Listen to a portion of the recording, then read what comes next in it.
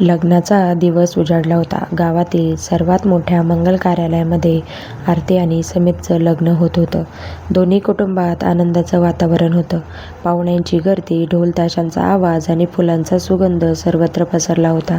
आरती गरीब घरातली मुलगी होती. तिचे वडील नामदेव दिवसभर शेतात मजुरी करायचे. आई सुनीता घरकाम करून संसार चालवायची. गरिबी असूनही त्यांनी मुलीला शिकवलं, चांगले संस्कार दिले आणि तिचं लग्नही मोठ्या आनंदाने लावून देण्याचं स्वप्न पाहिलं. आरती नवरीच्या वेशात तयार झाली. ती मंडपाकडे जात असताना तिची नजर अचानक वडिलांच्या पायाकडे गेली. त्यांच्या पायात जुन्या अनेक ठिकाणी शिवलेल्या चपला होत्या. त्या चपला पाहताच आरतीच्या डोळ्यासमोर बालपण उभं राहिलं. एकदा पावसाळ्यात शाळेत जाताना तिच्या पायात चप्पल नव्हती. दुसऱ्या दिवशी बाबांनी स्वतःच्या चपला तिला दिल्या आणि ते अनवाणी कामावर गेले होते.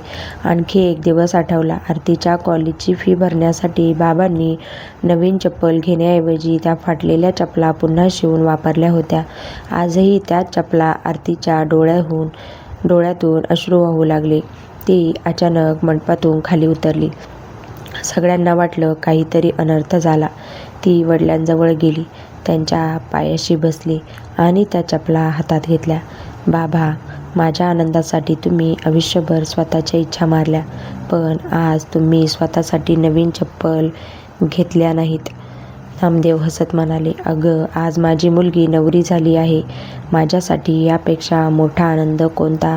हे ऐकून संपूर्ण मंडप शांत झाला. तेवढ्यात वर समीर पुढे आला.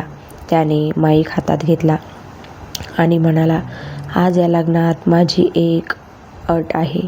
सगळे आश्चर्याने त्याच्याकडे पाहू लागले. सगळ्यांना वाटलं की आता हा काय बोलणार आहे. तो म्हणाला, हे लग्न तेव्हाच होईल जेव्हा माझे सासरे नवीन बूट घालतील. ज्यांनी स्वतः झिजून मुलीचं आयुष्य घडवलं त्यांचा सन्मान आधी झाला पाहिजे. क्षणात नवीन बूट आणले गेले. समीर स्वतःच्या गुडघ्यावर बसला आणि नामदेवच्या पायात ते घालू लागला. नामदेवच्या डोळ्यातून अश्रू वाहू लागले. आरती आईला मिठी मारून रडत होती. मंडपातील प्रत्येक जण टाळ्या वाजवत होते.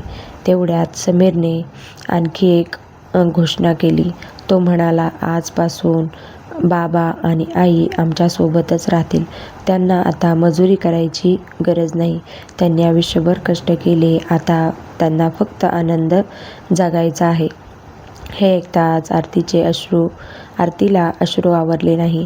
त्या दिवशी फक्त 2 जीवाचं लग्न झालं नाही, तर एका मुलाच्या रूपात 2 वृद्ध आई वडिलांना मुलगा मिळाला. कसा वाटला व्हिडिओ नक्कीच कमेंट